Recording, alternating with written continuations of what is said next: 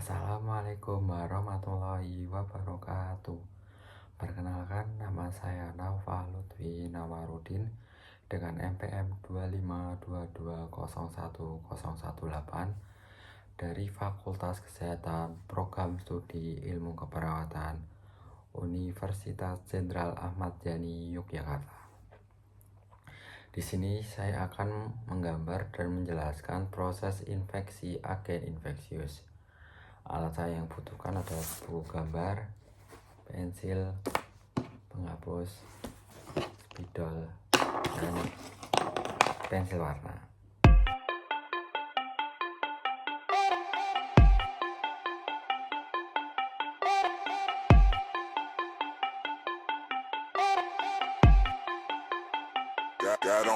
Got on my leather jacket Thriller.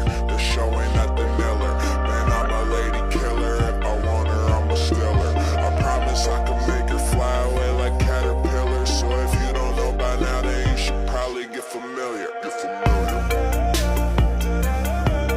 So if you don't know by now, then you should probably get familiar. So if you don't know by now, then you should probably get familiar. Just give her, you got no hold, not no sliver. All day I keep drinking whiskey.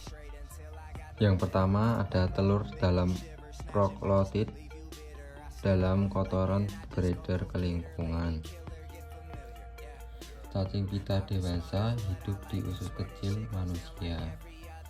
Cacing ini menghasilkan telur atau segmen tubuh yang disebut proklotid. Telur atau proklotid tersebut keluar bersama kotoran atau feses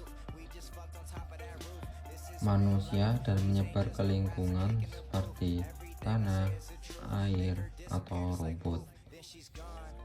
Tahap ini disebut tahap diagnostik karena telur dapat ditemukan saat pemeriksaan feses di laboratorium. Yang kedua, sapi dan babi terinfeksi melalui konsumsi tumbuhan yang mengandung telur atau praloktid. Sapi dan babi dapat terinfeksi ketika memakan rumput atau makan yang terkontaminasi telur atau proklotid cacing dari lingkungan. Yang sapi biasanya terinfeksi oleh Taenia saginata. Babi biasanya terinfeksi oleh Taenia solium. Telur cacing masuk ke dalam saluran pencernaan hewan. Yang ketiga, oxover menetas, menembus dinding usus dan mengalir ke otot babi. Di dalam usus sapi atau babi, telur akan menetas menjadi larva yang disebut onkosfer. Onkosfer kemudian menembus dinding usus dan masuk ke pembuluh darah. Melalui aliran darah, larva akan berpindah menuju jaringan otot hewan. Kemudian, oxover berkembang dalam sitiseri dalam otot. Di jaringan otot sapi atau babi, larva berkembang menjadi cysticercus atau kista larva. Cysticercus adalah stadium infektif bagi manusia. Larva ini dapat bertahan hidup di dalam otot hewan sampai hewan tersebut dimakan oleh manusia. Yang keempat, ada manusia terinfeksi dengan makanan daging yang matang atau mentah. Manusia dapat terinfeksi ketika makan daging sapi atau babi yang mengandung Cysticercus yang tidak dimasak dengan matang atau dimakan mentah. Larva tersebut masuk ke dalam sistem pencernaan manusia. Yang kelima, ada scolet melekat pada usus halus.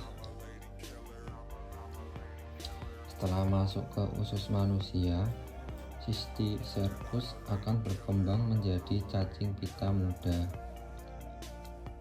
Bagian kepala cacing yang disebut skolet akan menempel pada dinding usus halus menggunakan alat penghisap.